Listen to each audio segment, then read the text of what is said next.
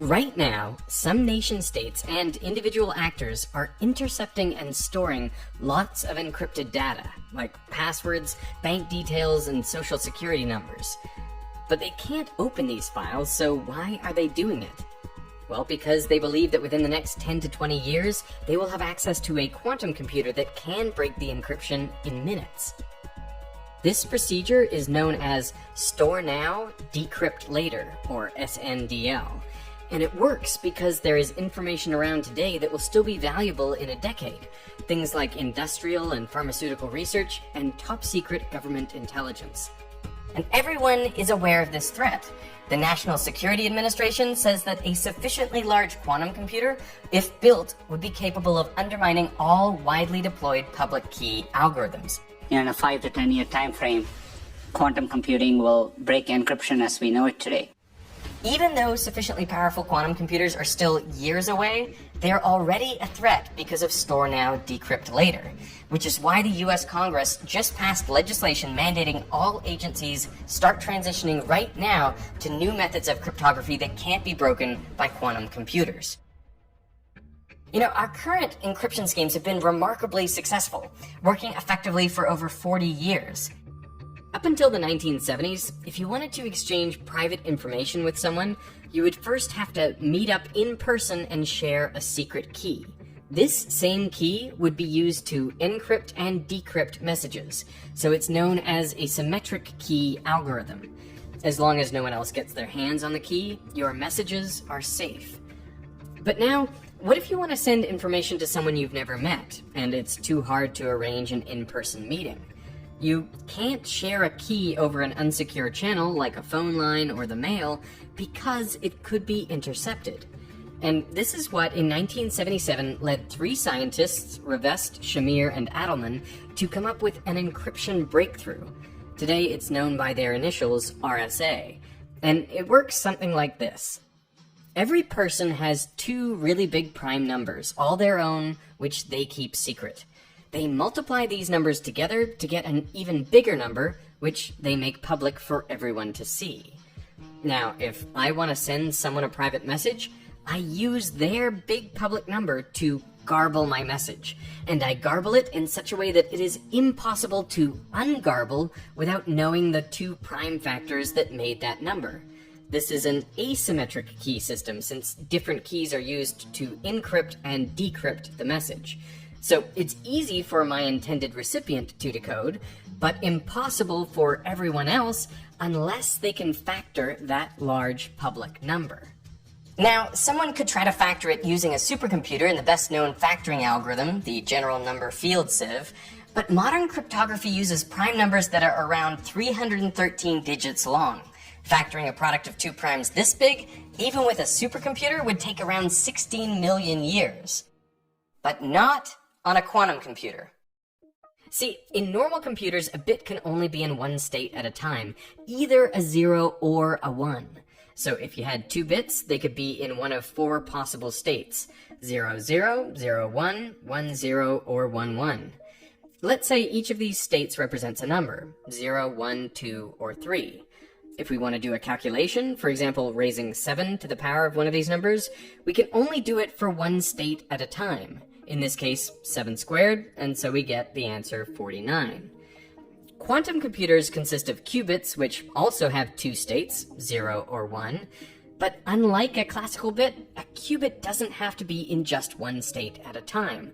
It can be in an arbitrary combination of those states, a superposition, if you will, of 0 and 1. So if you have 2 qubits, they can exist simultaneously in a superposition of 0, 1, 2, and 3. Now when we repeat the same calculation, it will actually perform the calculation for all of those numbers at the same time. And what we're left with is a superposition of the different answers, 1, 7, 49, and 343. If we add another qubit, we double the number of possible states. So with 3 qubits, we can represent 8 states, and thus perform 8 calculations all at once. Increase that number to just 20 qubits, and you can already represent over 1 million different states, meaning you can simultaneously compute over 1 million different answers. With 300 qubits, you can represent more states than there are particles in the observable universe. This sounds incredibly powerful, and it is, but there is one very big catch. All of the answers to the computation are embedded in a superposition of states. But you can't simply read out this superposition. When you make a measurement, you only get a single value from the superposition, basically at random, and all the other information is lost. So, in order to harness the power of a quantum computer, you need a smart way to convert a superposition of states into one that contains only the information you want. This is an incredibly difficult task, which is why for most applications, quantum computers are useless. So far, we've only identified a few problems where we can actually do this. But as luck would have it, these are precisely the problems that form the foundation of nearly all the public key cryptography we use today. In 1994, Peter Shor and Don Coppersmith figured out how to take a quantum Fourier transform. It works just like a normal Fourier transform. Apply it to some periodic signal and it returns the frequencies that are in that signal. Now, this may not seem particularly interesting, but consider this. If we have a superposition of states that is periodic, that is, the terms in the superposition are separated by some regular amount, well, we can apply the quantum Fourier transform, and we'll be left with states that contain the frequency of the signal. So this we can measure. The quantum Fourier transform allows us to extract frequency information from a periodic superposition, and that is going to come in handy. So how does a quantum computer factor the product of two primes much faster than a conventional computer? I want to explain this by first walking through a simple example with no quantum computer required, and then I'll show how a quantum computer could execute this method even for a very large number in a short period of time. So let's say we have a number n, which is the product of two primes, p and q. For the sake of this example, let's set n equal to 77. Now, I bet you can guess the prime factors, but let's pretend for the moment that we don't know them, because with a product of really big primes, we wouldn't. Now I want to use a fact about numbers that feels like magic. Pick a number g that doesn't share any factors with n. If you multiply g by itself over and over and over, you will always, eventually, reach a multiple of n plus 1. In other words, you can always find some exponent r, such that g to the power of r is a multiple of n plus 1. Let's see how this works. Pick any number that is smaller than 77. I'll pick the number 8. This number doesn't share factors with 77, and if you were doing this with big primes, it would also be extremely unlikely that you just happen to pick a number that shares factors with n.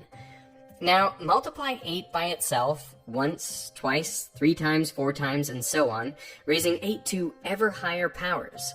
And then divide each of these numbers by 77.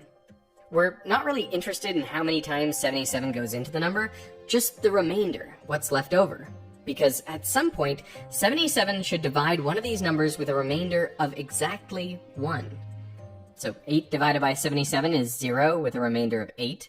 64 divided by 77 is 0, remainder 64. 512 divided by 77 is 6, remainder 50. And as we keep going, we get remainders of 15, 43, 36, 57, 71, 29, and finally, 1. So there we have it. 8 to the power of 10 is 1 more than a multiple of 77. So we've found the exponent r that satisfies this equation. But how does this help find the factors of n? Well, we rearrange the equation to bring 1 over to the left-hand side, and then we can split it into 2 terms, like so. And now, as long as r is even, we have one integer times another integer is equal to a multiple of n. This looks remarkably similar to p times q equals n. I mean, since we know that p and q are on the right-hand side of this equation, they must also be on the left-hand side, just multiplied by some additional factors.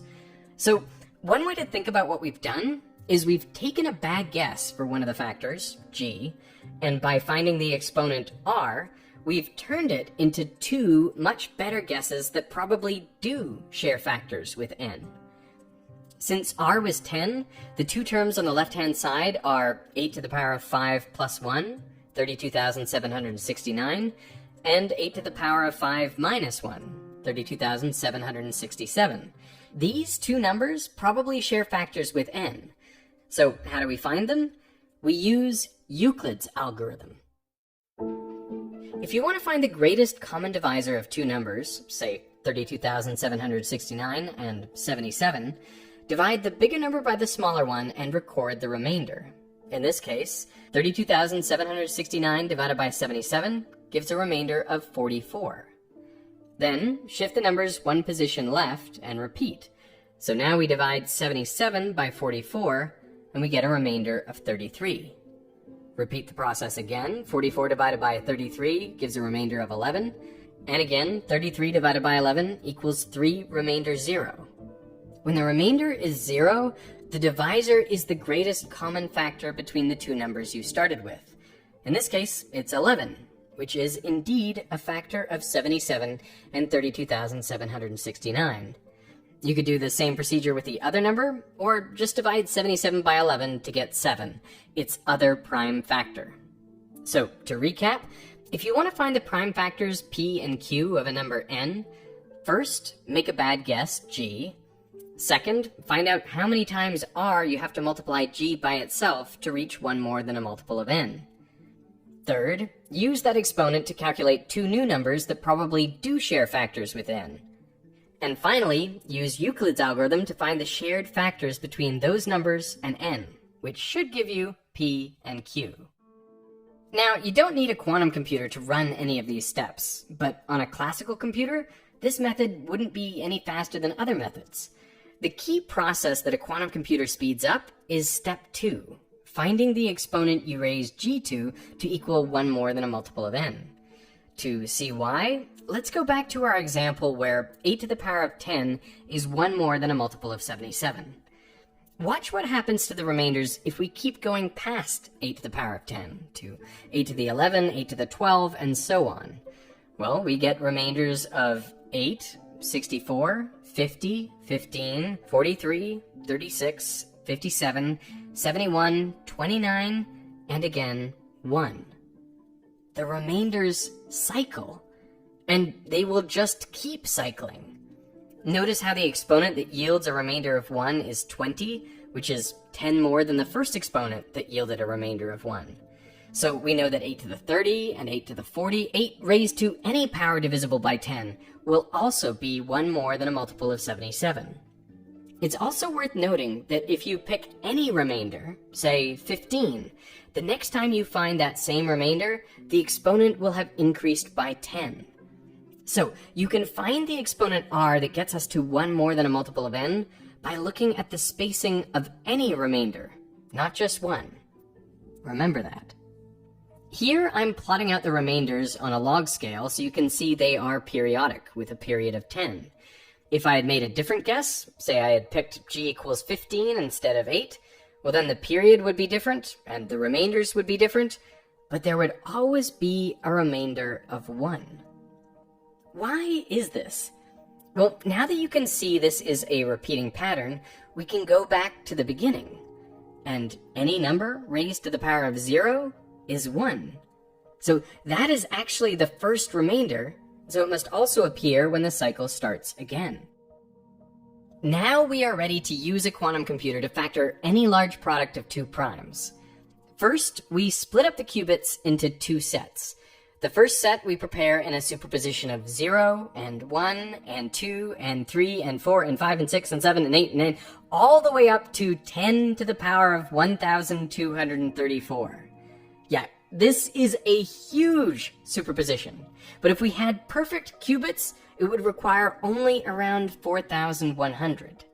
The other set contains a similar number of qubits, all left in the 0 state for now. Now we make our guess g, which most likely doesn't share factors with n.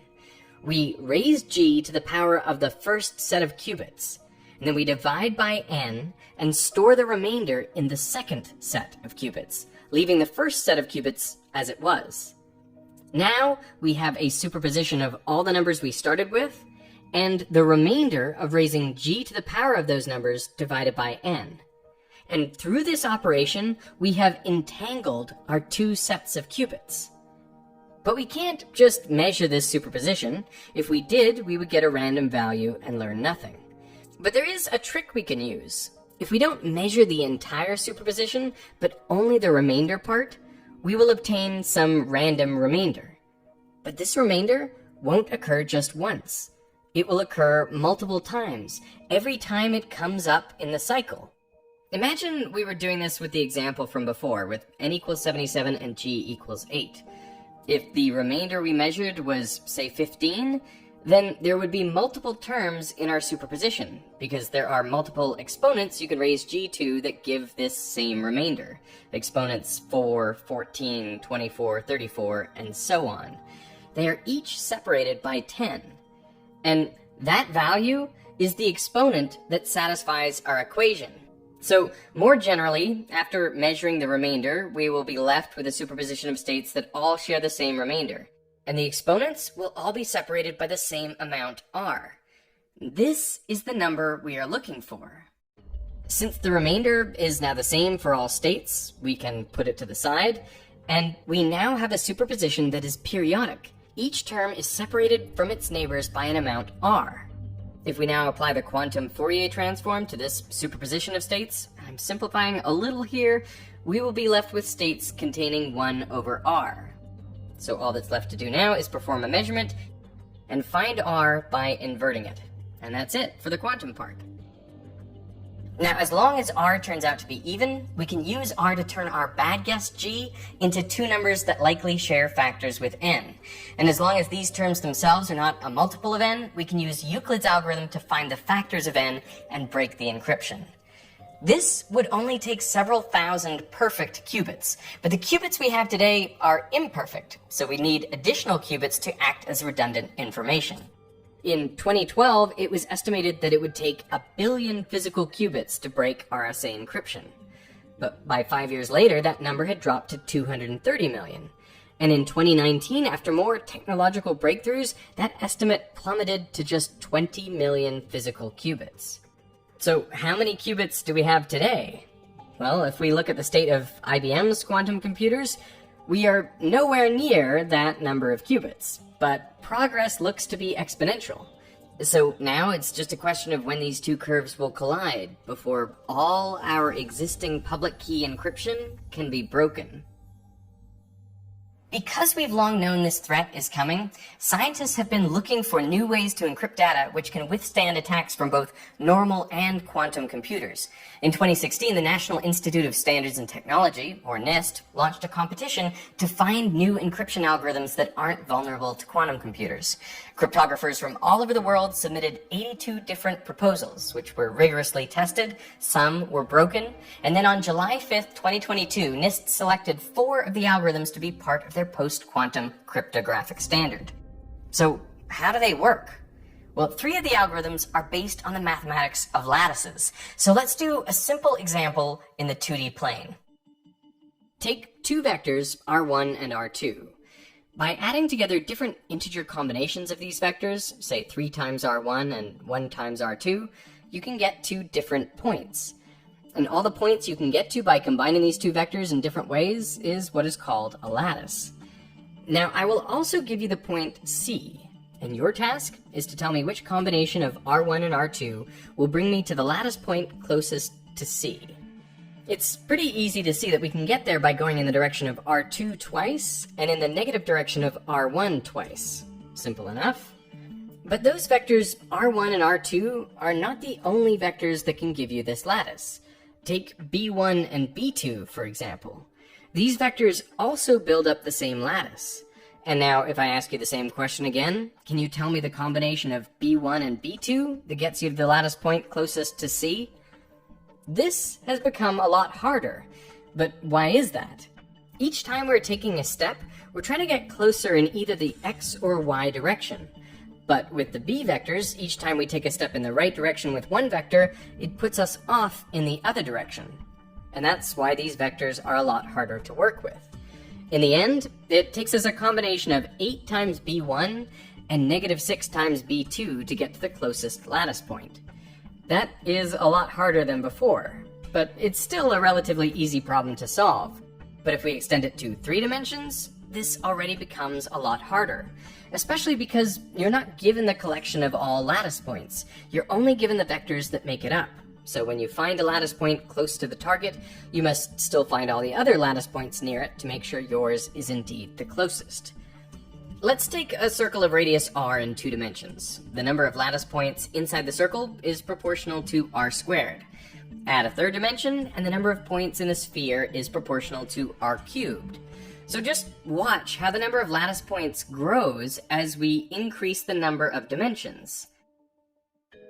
Solving the closest vector problem is a piece of cake for your computer in 3 dimensions. Even 100 dimensions should be manageable. But in proposed future encryption schemes, we'll use around 1,000 dimensions. Take one step in the right direction on one of those dimensions, and you could potentially be taking a wrong step in the other 999 dimensions. You win some, you lose everything else. With that many dimensions, it becomes extremely hard to find the closest point, even for the most powerful computers. That is, unless you know a good set of vectors. So how do we use that to encrypt data? Well, let's go back to our 2-dimensional example. Each person has a good set of vectors that describes a lattice, but they keep these vectors secret, and they only share their lattice publicly using a set of vectors that is hard to work with. Now, if I want to send someone a message, I pick a point on their lattice. For example, say this point corresponds to the number 7. So if I want to send the number 7, I can take that point, but then add some random noise to it. So the message I send is not precisely at that point, but close to it. Now to decode the message, my recipient must figure out which lattice point is closest to the message point. In 1,000 dimensions, this will be extremely hard to do unless you have the nice set of vectors, which my recipient does. So it's easy for the recipient, who has the good vectors, but hard for everyone else. And as far as we know, this problem is extremely difficult to solve for both normal and quantum computers.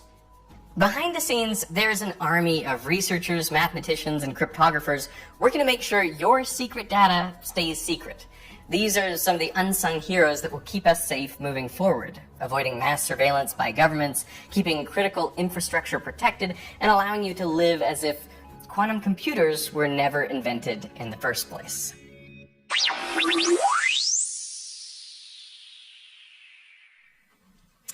Something that fascinates me is being able to see where the world is headed. And right now, it's clear that quantum computers and AI chatbots are going to play bigger and bigger roles in our lives in the coming decades. Even if we don't know exactly how they'll be implemented, I think it's important to learn how they work right now. And you can do that with this video's sponsor, Brilliant.